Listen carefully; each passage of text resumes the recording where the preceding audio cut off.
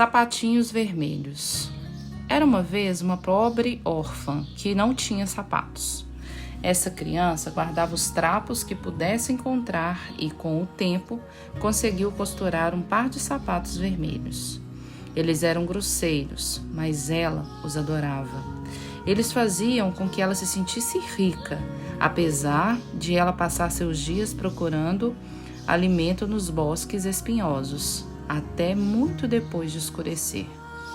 Um dia, porém, quando ela vinha caminhando com dificuldade pela estrada maltrapilha e com seus sapatos vermelhos, uma carruagem dourada parou ao seu lado. Dentro dela havia uma senhora de idade que lhe disse que ia levá-la para casa e tratá-la como se fosse sua filhinha. E assim, lá se foram elas, para a casa da rica senhora. E o cabelo da menina foi lavado e penteado. Deram-lhe roupas de baixo de um branco puríssimo, um belo vestido de lã, meias brancas e reluzentes, sapatos pretos. Quando a menina perguntou pelas roupas velhas e em especial pelos sapatos vermelhos, a senhora disse que as roupas estavam tão imundas e os sapatos eram tão ridículos que ela os jogara no fogo, onde se reduziram a cinzas. A menina ficou muito triste, pois, mesmo com toda a fortuna que a cercava, os modestos sapatos vermelhos feitos por suas próprias mãos haviam lhe dado uma felicidade imensa. Agora, ela era obrigada a ficar sentada, quieta o tempo todo, a caminhar sem saltitar e não falar, a não ser que falassem com ela. Mas uma chama secreta começou a arder no seu coração e ela continuou a suspirar pelos seus velhos sapatos vermelhos mais do que por qualquer outra coisa. Como a menina tinha idade suficiente para ser crismada, no dia do sacramento, a senhora levou-a a um velho sapateiro aleijado para que ele fizesse um par de sapatos especiais para a ocasião. Na vitrine do sapateiro havia um par lindíssimo de sapatos vermelhos, do melhor couro. Eles praticamente refugiam, pois apesar de sapatos vermelhos serem escandalosos para se ir à igreja, a menina, que só sabia decidir com o coração faminto, escolheu os sapatos vermelhos. A vista da velha senhora era tão fraca que ela, sem perceber a cor dos sapatos, pagou por eles. O velho sapateiro piscou para a menina e embrulhou os sapatos. No dia seguinte, os membros da congregação ficaram alvoroçados com os sapatos da menina. Os sapatos vermelhos brilhavam como maçãs polidas, como corações, como ameixas tingidas de vermelho. Todos olhavam carrancudos. Até os ícones na parede, até as estátuas não tiravam os olhos reprovadores dos sapatos. A menina, no entanto, gostava cada vez mais deles.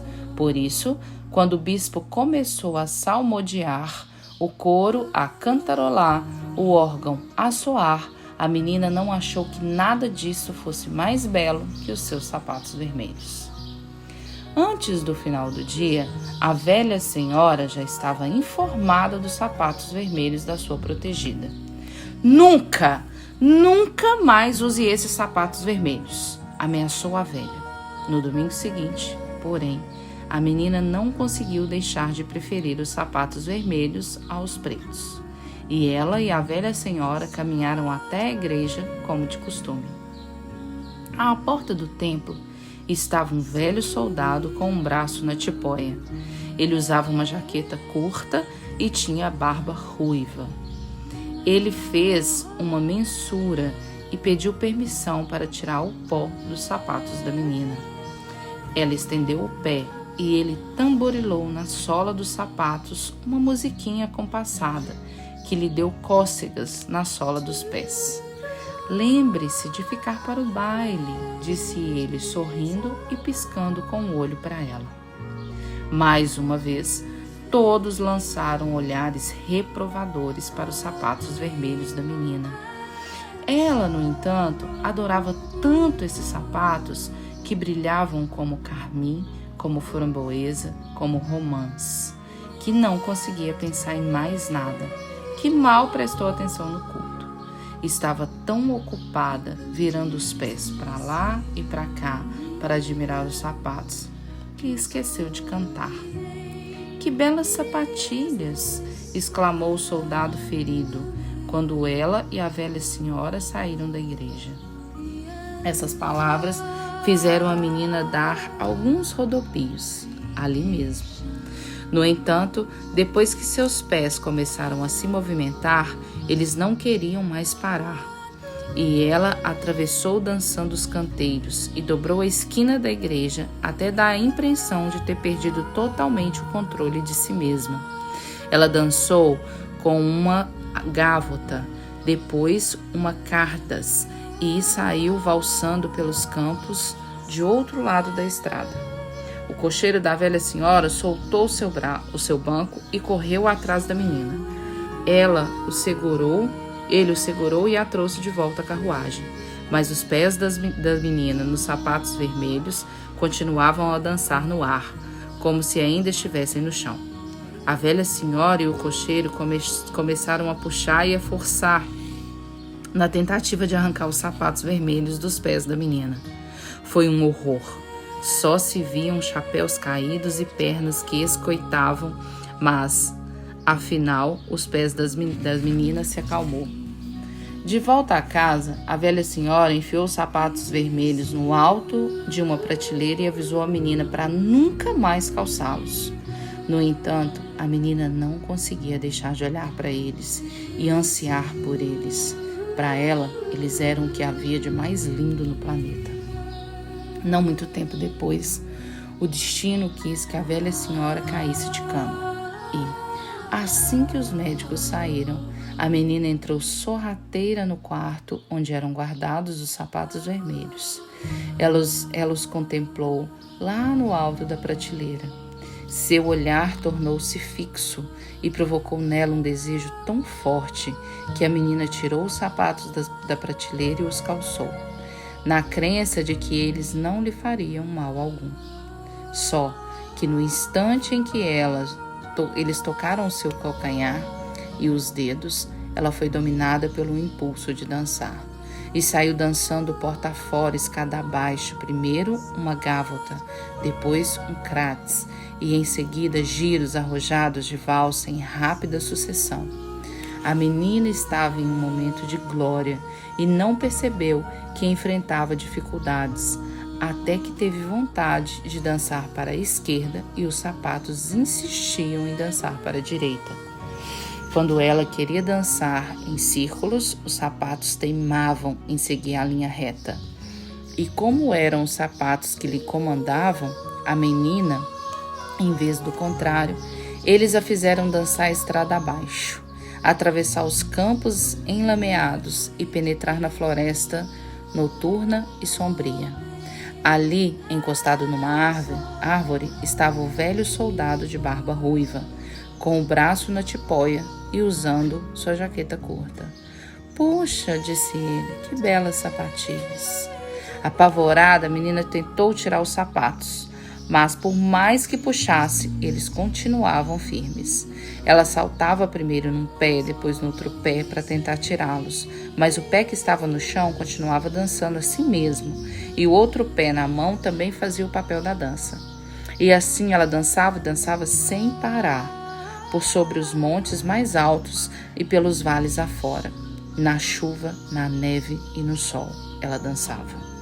Ela dançava na noite mais escura, no amanhecer, e continuava dançando também ao escurecer. Só que não era uma dança agradável, era terrível e não havia descanso para a menina. Ela entrou no adro de uma igreja e ali um espírito guardião não quis permitir que ela entrasse. "Você irá dançar com esses sapatos vermelhos", proclamou o espírito, "até que fique como uma alma penada, como um fantasma, até que sua pele pareça suspensa dos ossos, até que não sobre nada de você, a não ser entranhas dançando. Você irá dançar de porta em porta, por todas as aldeias, e baterá 3 vezes a cada porta. E quando as pessoas espiarem quem é, verão que é você e temerão que seu destino se abata sobre elas. Dancem, sapatos vermelhos. Vocês devem dançar. A menina implorou misericórdia, mas, antes que pudesse continuar a suplicar, os sapatos vermelhos a levaram embora. Ela dançou por cima das urzes, através dos riachos, por cima das cercas vivas, sem parar. Ainda dançava quando voltou à sua antiga casa e viu pessoas de luto. A velha senhora que havia brigado estava morta. Mesmo assim, ela passou dançando. Dançava porque não podia deixar de dançar. Totalmente exausta e apavorada, ela entrou dançando numa floresta onde morava o carrasco da cidade. E o machado na parede começou a tremer, que pressentiu que ela se aproximava. Por favor, implorou ela ao carrasco, quando passou pela sua porta. Por favor, corte fora os meus sapatos, para me livrar desse destino horrível. O carrasco cortou fora as tiras dos sapatos vermelhos com o machado, mas os sapatos não se soltaram dos pés da menina. Ela se lamentou, então dizendo que sua vida não valia mesmo nada e que ele deveria amputar-lhe os pés. E foi o que ele fez. Com isso, os sapatos vermelhos com os pés nele continuaram dançando floresta fora e morro acima até desaparecerem. A menina era agora uma pobre aleijada e teve de descobrir um jeito de sobreviver no mundo trabalhando como criada. E nunca mais ansiou por sapatos vermelhos.